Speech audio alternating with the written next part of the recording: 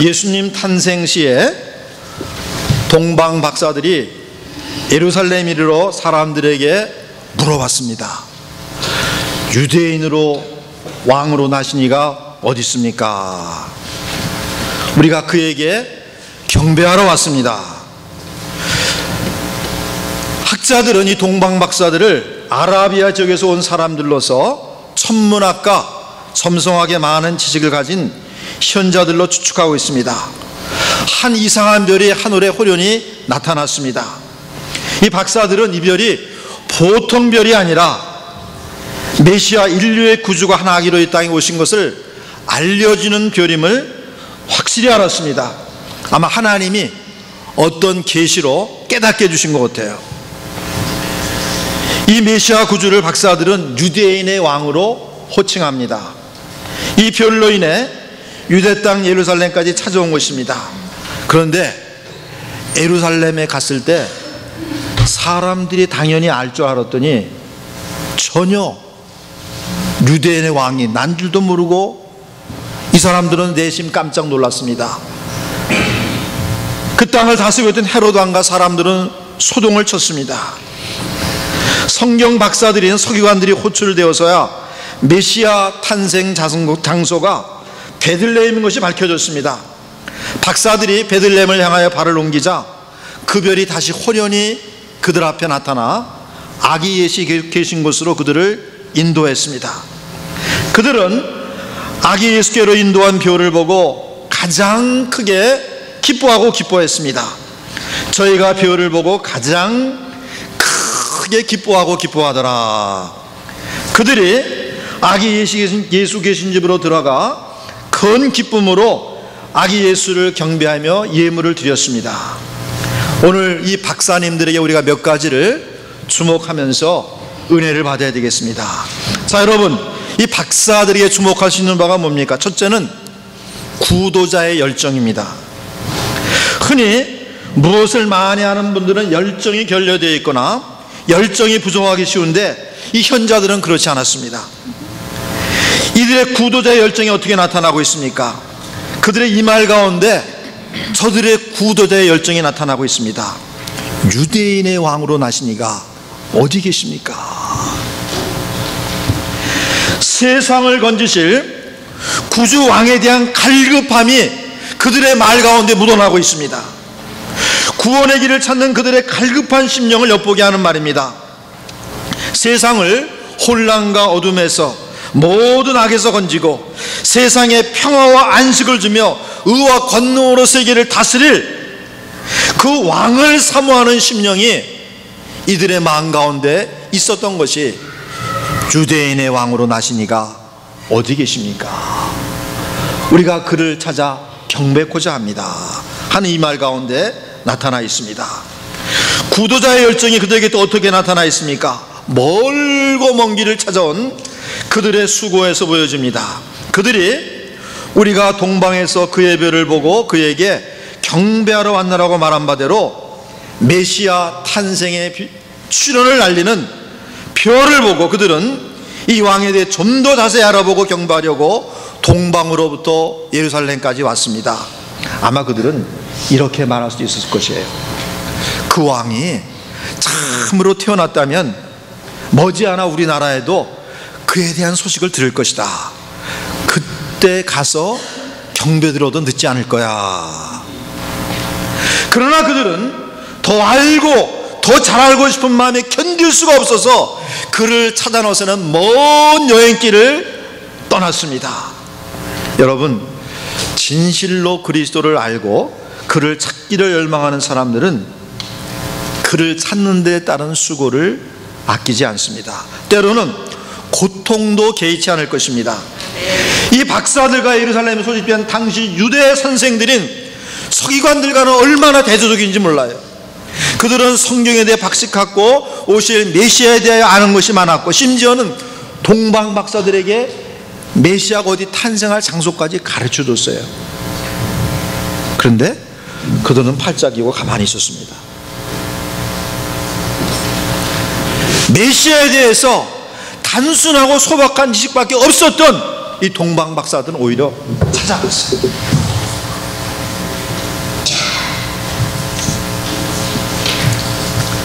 베들레헴까지 찾아갔습니다. 생명의 길을 찾는, 진리를 구하는 구도자의 열정이 그들에게 있었기 때문입니다. 사랑하는 여러분, 예수 그리스도는 참으로 그 같은 열정, 그 같은 시간을 쏟아 부어서 알기에 힘써야 될 뿐입니다. 경배하기에 합당한 분이십니다. 영생의 길을 제시하시는 세상의 구주시기 때문입니다. 예수님 당시에 그를 따르던 많은 사람들이 예수님께서 그들의 현실적인 욕구를 채워줄 줄 알았는데, 너희는 썩는 양식을 위해서 일하지 말고 썩지 않는 양식을 위해서 일하라. 현실과 동떨어진 얘기를 하는 것 같으니까 거의 다 떠나갔습니다. 그랬을 때 예수님께서 12 제자에게 물었어요. 야, 너희들은 왜 안 떠나가냐? 그랬더니 제자 중 한 사람인 베드로가, 주여, 영생의 말씀이 있는데 우리가 어떻게 주를 떠나갑니까? 영생의 말씀이 있는데 어떻게 주를 떠나갑니까? 사랑하는 여러분, 우리 모두는 구도자의 열정을 가져야 됩니다. 예수 그리스도를 알 때 참된 생명을 얻게 되고 진리를 알게 됩니다. 예수님께서 내가 곧 길이요 진리요 생명이라고 분명히 말씀했습니다. 예수님 그분은 저와 여러분의 깊은 마음속 여러분의 욕구를 충만히 채워주시는 그와 같은 구주십니다. 아멘. 물길로 온 여인, 그 영혼이 목말라 있는 여인에게 예수님께서 말씀하셨어요. 여인이여, 내가 이 물을 먹어도 다시 목마르지만 내가 주는 물을 먹는 자는 영원히 목마르지 않을 것이다. 그 속에서 영생하도록 솟아나는 샘물이 될 것이다. 여러분, 현대 문명이가 계속 쏟아져 나오지만 우리는 속의 갈급함을 무엇으로도 100% 채울 수가 없습니다. 오직 예수님만이 저와 여러분의 그 마음에 있는 그 깊은 영적인 갈급함을 채워주시는 구주 예수 그리스도십니다. 아멘. 그러므로 여러분, 동방박사들처럼 구도자의 열정을 갖고 예수님을 찾고 구하시기를 바랍니다. 아멘. 자, 이 박사님들에게 또 뭘 우리가 볼 수가 있습니까? 꿰뚫어 보는 눈입니다. 아멘. 사람들은 일반적으로 겉모습을 보고 사람들을 판단합니다. 동방 박사들도 사람이기 때문에 그런 성향이 있었을 것입니다. 그들은 별의 인도를 따라 드디어 유대인의 왕으로 나신 아기 예수 있는 곳을 찾게 되었습니다. 별빛이 화살처럼 쏘는 그곳을 찾아갔더니 그것은 궁전이 아니었습니다. 마국간이었습니다. 그 박사들은 마국간이 아기의 궁전이며 그에게 딸린 수행원이라고는 초라한 그의 어머니, 아버지밖에 없음을 알았을 때 참으로 의아해하지 않을 수 없었습니다. 아마 실망할 수도 있었을 것입니다. 그러나 이 박사들은 그 초라한 휘장을, 초라한 외모를 꿰뚫어보는 눈을 가지고 있었습니다. 그들은 탄생하신 구주를 찾아 멀고 먼 길 찾아온 자신들의 여정이 실패했다고, 헛되었다고 생각하지 않았습니다. 오히려 그들이 찾던 바로 그 왕을 만났다고, 그 초라한 마국간에서, 그 초라한 어머니 아버지의 모습에서 메시아여, 인류의 왕인 그분을 볼 수가 있었습니다. 그리고 그 아기와 함께 최고의 경륜을 표하며 경배를 드렸습니다. 여러분, 겉으로는 헤롯이 왕으로서의 최고 위풍 당당한 모습을 갖고 있었지만 박사들이 그 사람에게 경배한 거 아니에요. 쳐다보지도 않고 바로 아기 예수 메시아를 찾으러 갔습니다. 많은 사람들이 겉모습만을 보고 겉모습을 가꾸는 삶을 삽니다. 물질적 부여의 겉모습, 자신의 외모의 겉모습, 사회적 신분의 겉모습. 그래서 헛껍데기 인생을 사는 사람들이 참으로 많습니다. 사랑하는 여러분, 우리는 꿰뚫어 보는 눈을 가져야 되겠습니다. 물질적 부여의 겉모습 그 뒤에 뭐가 있는가, 꿰뚫어 볼 수 있는 눈을 가져야 되겠습니다. 좋은 외모를 가진 그 사람 안에 뭐가 있는가, 우리가 꿰뚫어 볼 수 있는 눈을 가져야 됩니다. 높은 신분의 겉모습 그 안에, 그리고 그 뒤에 무엇이 있는가를 꿰뚫어 보는 눈을 가져야 되겠습니다. 다른 한편 우리는 동방 박사들처럼 비천해 보이는 것 뒤에 있는 것을 볼 줄 아는 꿰뚫어 보는 눈을 가져야 되겠습니다. 비참해 보이는 예수님의 십자가 죽음, 그 안에 뭐가 있는가를 꿰뚫어 보는 눈을 가져야 되겠습니다. 죄 사함의 은혜입니다. 보라, 세상 죄를 지고 가는 하나님의 어린 양이로다. 비참해 보이는 예수님의 십자가의 죽음, 그 뒤에 뭐가 있는가를 꿰뚫어 보는 눈을 가져야 되겠습니다. 부활의 영광입니다. 할렐루야. 그 비참한 죽음의 뒤에는 부활의 영광이 있었어요. 그걸 꿰뚫어 보는 눈을 갖는 여러분 되시기를 바랍니다. 아기 예수를 찾아와 경배한 독방 박사들에게서 주목할 바가 또 뭡니까? 참된 경배의 태도입니다. 우리는 그들에게서 참된 경배의 태도를 배울 수가 있습니다. 10절 11절에 나타나 있습니다. 저희가 별을 보고 가장 크게 기뻐하더라. 집에 들어가 아기와 금모친 마리아의 함께 있는 것을 보고 엎드려 깊게 경배하고 보배압을 열어 황금과 유향과 몰약을 예물로 드리니라. 사랑하는 여러분, 우리도 오늘도 예배 드리는데 예배시 동방 박사들처럼 크게 기뻐해야 마땅한 줄로 압니다. 아기로 오신 예수, 우리의 구원을 이루신 예수, 하늘로 오르신 예수, 지금 현재 그리고 영원히 우리와 함께 하시는 예수 그리스도를 우리가 기뻐해야 마땅하지 않겠습니까?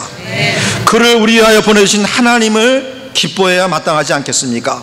무덤덤한 마음이 아니라 기뻐하는 마음으로 예배에 임하시는 여러분 되시기를 주님의 이름으로 축원합니다. 무덤덤한 마음으로 나오시지 마세요. 나의 왕, 나의 구주, 내가 그 주님을 만나러 오늘도 보는구나. 예배당에 오는 발걸음이 너무 가볍고 들어서는 마음이 기쁜, 이와 같은 기쁜 마음으로 하나님 예배하는 여러분 되시기를 바랍니다. 우리는 예배시 동방 박사들처럼 엎드리는 자세를 가져야 됩니다. 먼저 자신을 지존자이신 하나님께 드리는 태도입니다.